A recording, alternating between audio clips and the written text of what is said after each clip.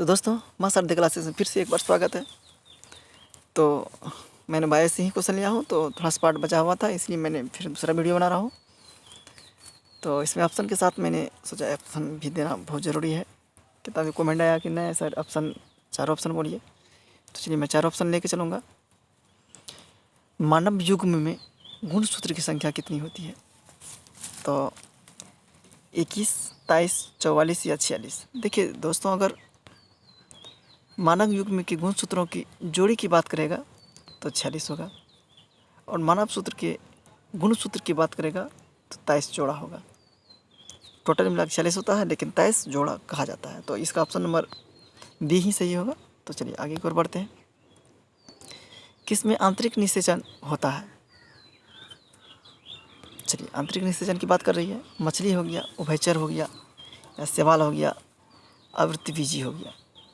चलिए इसका सही आंसर की ओर चलते हैं। इसका सही आंसर ऑप्शन नंबर डी होगा, जो कि आवृत्ति बीजी होता है। चलिए आगे की ओर बढ़ते हैं। निषेचन तक की क्रिया में ओवैल विकसित होकर बीज बनता है, जबकि क्रेपल से क्या विकसित होता है?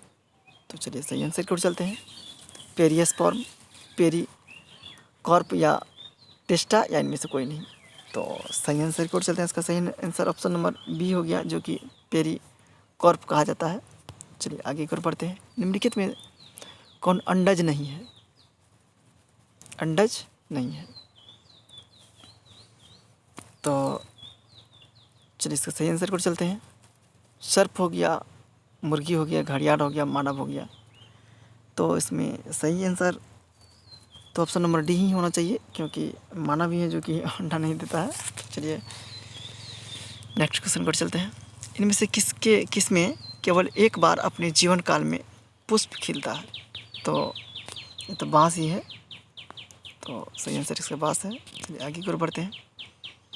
निम्नलिखित में से किस में 12 वर्ष में सिर्फ एक बार पुष्प खिलते हैं? तो चलिए सही आंसर की ओर चलते हैं। इसका सूर्यमुखी हो गया, पीपल हो गया, नीला कुरेंजी हो गया, या नीम हो गया।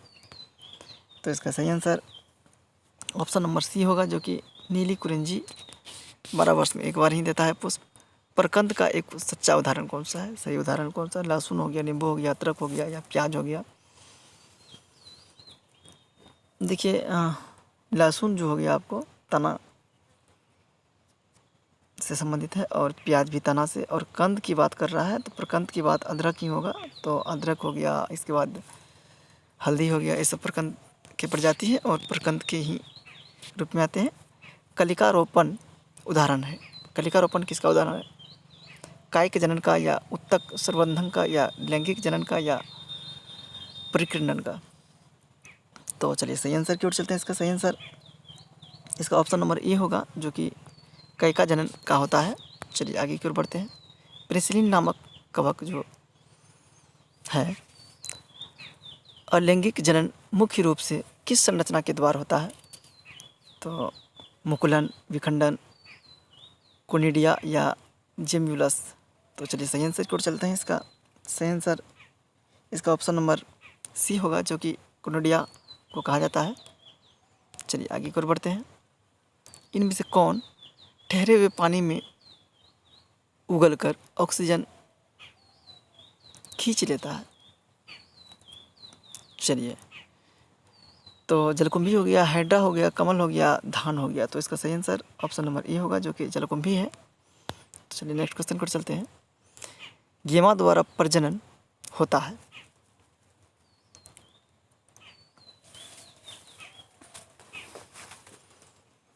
उस श्रेणी के पौधे में होता है, या निम्न श्रेणी के जंतुओं में होता है, या कुछ ब्रायोफाइट्स में होता है, या स्थलियों में होता है? तो चलिए सही आंसर की ओर चलते हैं। इसका सही आंसर ऑप्शन नंबर सी होगा, जो कि है आपको कुछ ब्रायोफाइट में होता है। चलिए आगे की ओर बढ़ते हैं। एक लिंगता की स्थिति को उल्लेखित करने के लिए जो है किस शब्द का प्रयोग होता है?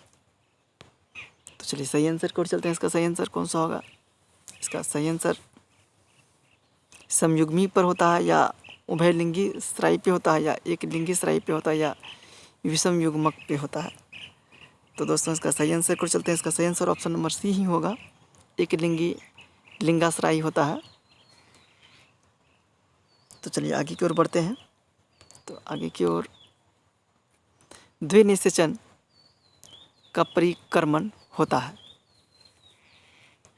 बीजपत्र होता है, बीजांडिक क्या होता है या भ्रूण कोश होता है या भ्रूण होता है। तो इसका सही आंसर को चलते हैं इसका। तो चलिए इसका सही आंसर ऑप्शन नंबर सी होगा, जो कि भ्रूण पोष होता है। चलिए आगे की ओर बढ़ते हैं। बीजाणुओं द्वारा जनन करने वाले पौधे जैसे मोर्स हो गया, फॉर्म हो गया, सामान्यतः किस समूह में रखे जाते हैं? इसको क्रिप्टोगैम्स में रखे जाते हैं, क्रिप्टोगैम्स में रखे जाते हैं इन पौधों को। चलिए आगे की ओर बढ़ते हैं। चलिए आगे की ओर बढ़ते हैं, जो कि साइकस में परागण होता है। साइकस में जो परागण होता है वो होता है आपको 3 कोशिका अवस्था में होता है। 3 कोशिका अवस्था में, ऑप्शन नंबर ए सही होगा। चलिए आगे की ओर बढ़ते हैं। एंथेसिस की परिघटना धित है कि परागणक निर्माण, वर्तिकान पर परागणक का पहुंचना या परागकोश का विकास या पुष्पकलिका का खुलना। तो इसका सही आंसर को चलते हैं दोस्तों। इसका सही आंसर कौन सा होगा? इसका सही आंसर ऑप्शन नंबर डी होगा, जो कि पुष्पकलिका का खुलना होता है। एंथेसिस की परिघटना धित है। चलिए आगे की ओर बढ़ते हैं। निम्न में कौन पत्ती के अग्र भाग द्वारा जनन करता है? तो इस सीरीज में दोस्तों 20 ही क्वेश्चन रहेगा, तो इम्पोर्टेंट क्वेश्चन है। तो इसका सही आंसर क्या होगा? इसका सही आंसर की ओर चलते हैं हम लोग। वर्किंग फॉर्म होगा या स्प्राउट लीफ पौधा का होगा, मार्केसिया होगा या मांस होगा। तो सही आंसर को चलते हैं। इसका सही आंसर ऑप्शन नंबर ए होगा, वर्किंग फॉर्म होता है। चलिए आगे की ओर बढ़ते हैं। आलू के कंद में आँखें होती है। पुष्प कलिकाएँ आर का या प्रोह कलिकाएँ का होता है, कक्षथा कलिकाएँ का होता है, मूल कलिकाएँ का होता है। तो इसका सही आंसर को चलते हैं। इसका सही आंसर ऑप्शन नंबर सी होगा, जो कि कक्षस्था कलिकाएँ का होता है।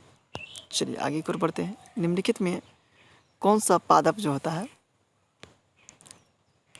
उभयलिंगी स्त्रायी होता है?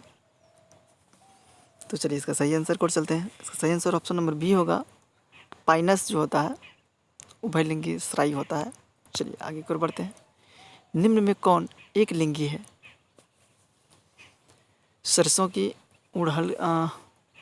उड़हुल या पपीता, इनमें से कोई नहीं। तो इसका सही आंसर ऑप्शन नंबर सी होगा, जो कि पपीता है। तो चलिए और फिर थोड़ा सा और क्वेश्चन बढ़ा देते हैं। मैंने सोचा था 20 ही लूँगा, तो 10 और बढ़ा देता हूँ। चलिए आगे बढ़ते हैं। अंडाणु बनाने की अवधि को क्या कहते हैं? अंडाणु बनाने की अवधि को हम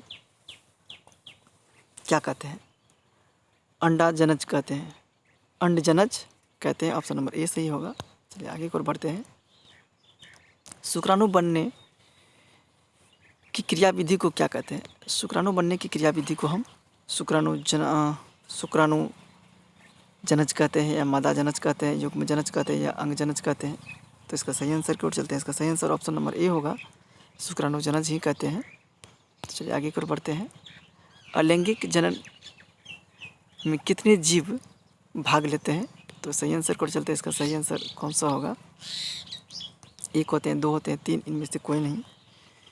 तो चलिए इसका सही आंसर की ओर चलते हैं। इसका सही आंसर ऑप्शन नंबर ए होगा, जो कि 1 होता है। तो आगे की ओर बढ़ते हैं। पौधे में अलैंगिक जनन निम्न में से किस विधि द्वारा हो सकता है? तो इसका सही आंसर की ओर चलते हैं। इसका सही आंसर ऑप्शन नंबर ए होगा, मुकुलन के द्वारा होता है। चलिए आगे की ओर बढ़ते हैं। कायिक जनन निम्न में से किस प्रकार होता है? जड़ से होता है, स्तंभ से होता है, पत्ती से होता है, तीनों द्वार से होता है। तो इसका सही आंसर को चलते हैं। इसका सही आंसर ऑप्शन नंबर डी होगा, जो कि तीनों द्वार से चलते हैं। चलिए आगे की ओर बढ़ते हैं। आलू में कायिक संरचना किसके द्वारा होता है?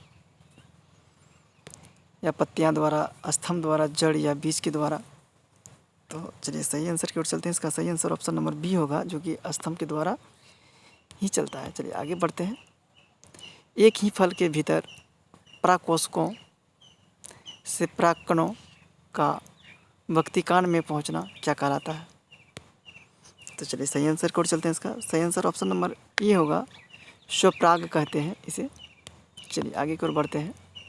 अंडाशय से अंडा निकलने की प्रक्रिया को क्या कहते हैं? अंडजनज कहते हैं, या अंडोत्सर्ग कहते हैं, या रजोचक्र कहते हैं, शुक्राणुजनज कहते हैं? तो चलिए इसका सही आंसर ऑप्शन नंबर बी होगा, जो कि अंडोत्सर्ग कहते हैं। चलिए आगे की ओर बढ़ते हैं। मानव मादा में अंडे का निषेचन कहाँ होता है? तो चलिए सही आंसर की ओर चलते हैं। इसका सही आंसर कौन सा होगा? इसका सही आंसर ऑप्शन नंबर डी होगा, जो कि फैलोपियन नलिका में होता है। फैलोपियन नलिका में होता है। चलिए आगे की ओर बढ़ते हैं। मानव नर में शुक्राणु भंडारण किस जनन अंग में होता है? तो चलिए सही आंसर की ओर चलते हैं। इसका तो सही आंसर इसका ऑप्शन नंबर सी होगा, जो कि एपिडीमिस होता है। एपिडीमिस होता है, ऑप्शन नंबर सी सही है।